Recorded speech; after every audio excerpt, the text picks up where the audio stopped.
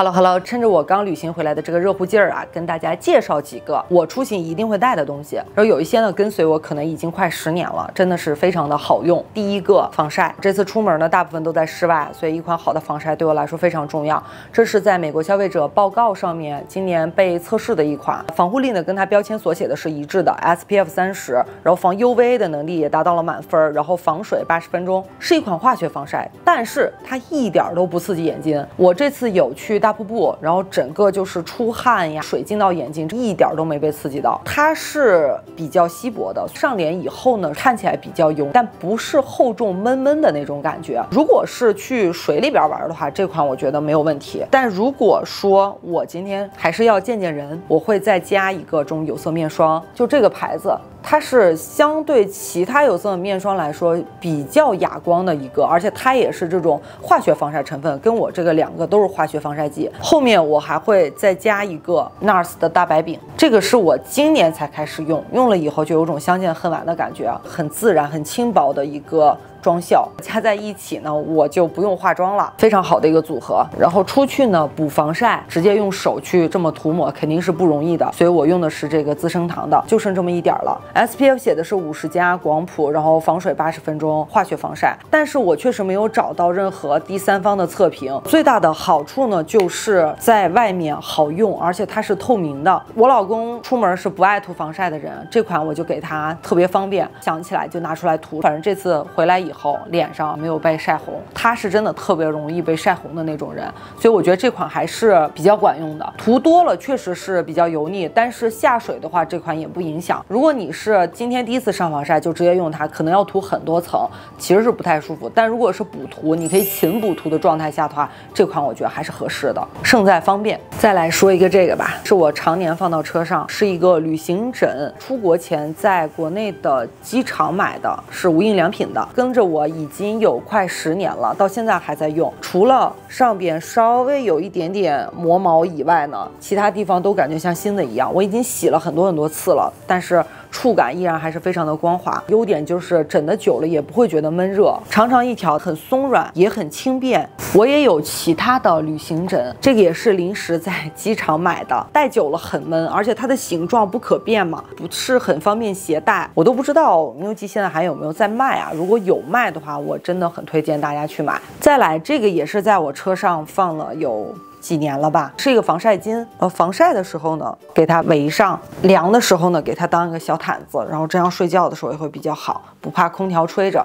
然后再就是，如果你出门忘了带大毛巾，然后身上沾湿，也可以临时拿它当一个大毛巾，就是用途比较多。这个呢，也是我在亚马逊上随便买的，用到现在呢，我还是觉得很方便、很实用。再来这2个。干发巾和干发帽，我在用它们之前，我也是觉得这种东西有什么可卖的这么贵的，50美金，这个20多美金。但用了以后，我发现，哎，真不错，吸水能力很强，自己干的也很快。用了它以后吧，我吹头发的时间真的大大缩短。你擦完以后，你能明显的感觉到你的头发丝儿要比用其他的毛巾要更干。我本来当时是想说2个留1个就行了，但是我用了以后就太好用了，所以这个先擦一遍，然后再把这个包上，而且它很大。大家看我现在的头发啊，巨长，所以必须用一款这种超大的吸水巾才能把它们全部都覆盖起来。这款下面是这种有点敞开的，除了贵，我暂时没有发现任何缺点。这个呢，我也已经洗了2次了，到现在反正吸水能力呢，我是没有觉得有减弱的，所以非常好用。出行的时候要带充电宝，我这款好处就是，首先它是这样可以支在那里的，使用 MagSafe， 它充电挺快的，而且容量非常的大，是反正1万毫安以上吧，我忘了是多少。这款我旅行中呢只充过1次，到现在你看回来还有57%的电，非常的耐用。也是在亚马逊上随便挑的，就是大容量。到现在为止呢，用的时间还不够长，所以我不太清楚它用的久了会不会就不耐用了。但这次用下来呢，我觉得体验还是非常不错的，也很轻便。看到这个东西了，是一个小废物。我洗头是喜欢用这种洗头发的刷子，硅胶刷。你别看它尖，但其实它是很柔软的，而且它这个比较长，可以很轻松的伸到我的头皮上去按摩，去让你的头皮清洁。它还是有点大，我出门没带，我就在 MUJI 里边看到了，买了一个。我当时还对它抱以厚望的，因为它是有一个气垫，而且这个摸起来呢也是很柔软，而且还可以挂起来。但是我用了以后才发现啊，它太短了，它伸不到我的头皮上，总觉得隔着头发。另外它这个接触面积有点小，然后整个洗完一头啊好累。气垫本身呢也没有起到任何的这个加分作用，价格呢还是这个的2倍啊，所以这个真的不要买，一点都不好用。然后是墨镜儿，不戴眼镜儿或者说戴隐形眼镜的情况下，我就是戴这个。跟我的绝大部分衣服都是可以很好的搭配，它的这个颜色呀、形状呀，都是我觉得很时尚的。最重要的就是它很轻，这两边不夹头，不压耳朵，然后不压鼻梁，鼻托呢这里也是非常非常的柔软的，这样晃也不会掉。戴眼镜的情况下，就是这种可以直接架在眼镜上面的墨镜。它是没有鼻托的，所以最好是戴眼镜的时候戴，也是很轻便。这款是我的，然后另外这一款是我老公的。他让我老公一个开车不喜欢戴墨镜的人喜欢上了戴墨镜。它对于颜色的保留还是非常的真实，不会影响你开车。这是我这次出门唯一带的润唇膏，是 The Ordinary 的新品。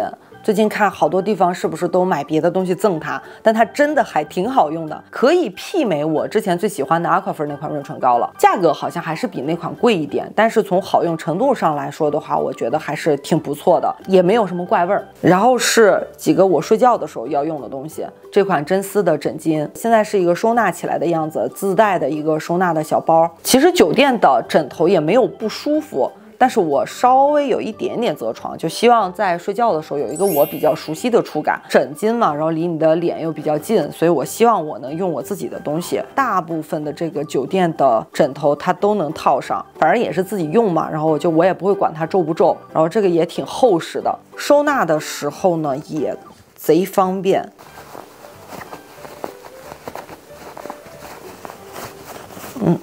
然后就很轻松的就给它收进来。这款我每次出门都会带它，每次回来我都会洗，洗的时候直接扔洗衣机，用手洗模式加一点这种洗剂进去，洗了有几十次了。然后现在摸起来还是很光滑、很柔软的，而且它触感是那种冰冰凉凉的。这个东西也是跟了我很长很长时间。再来就是这个稍微有点大的家伙，呼吸机。这个我之前的视频已经跟大家比较详细的分享过。出门我也一定要让我老公带着它，因为我实在是听不得打呼噜的声音，会非常影响我睡觉。大小就是这么2个巴掌大吧，然后每次出去呢，你要带一个蒸馏水，它可以让呼噜声完全消失。它本身也不是说一点声音没有，但是它就更像一种背景里的白噪音，不会影响到你的睡眠。有个头带，这个地方是放到鼻孔里边。据我老公的反馈呢，这款还是比较舒适的。以前其实为了解决这个打呼噜的问题啊，有尝试过这种牙套。在 Amazon 上面买的，然后回来自己去咬这个模具，确实也管点事儿，但是佩戴者会觉得很不舒服，有的时候早上起来牙龈都会被硌出血。这款呢，它相对来说舒适性还是比较不错的。比较麻烦的是，在美国这边你可能需要去找白大褂去开，这个我们也是折腾了好长时间，从做检查到诊断，然后再到最后就是开出来，然后试用，到现在。其实还是需要每个月满足这个公司的一些要求，保险公司才愿意给你付这个东西的钱。整体是有点麻烦，但是从我要的这个效果，从健康啊，从你这个改善生活质量的角度来说呢，它还是非常值得的。如果说你们家人有这个需求，或者你有这个需求，我还是强烈建议你去咨询一下白大褂啊，这个东西毕竟还是一个医用的范畴。最后一个是我这次玩水的时候穿的一身速干的衣服，湿了以后我会给它放到这个防水袋里。速干的面料，然后湿了，只要有太阳的情况下，它很快就能干。不是泳衣，它是一个裙子加一个上衣，然后里边还有个内衣。出去玩水的话，我觉得这么一套衣服还是挺方便、挺实用的。我自己这次带它呢，我就觉得不后悔。用完了以后放到这个大袋子里边，然后给它扔到车后备箱里，啊，也不会粘的哪哪都是。我看了一下啊，基本上是都分享到了。最近大家出行的计划呀，或者说出去玩水的计划可能会比较多。我分享的这些东西呢，有可能有你能用到的。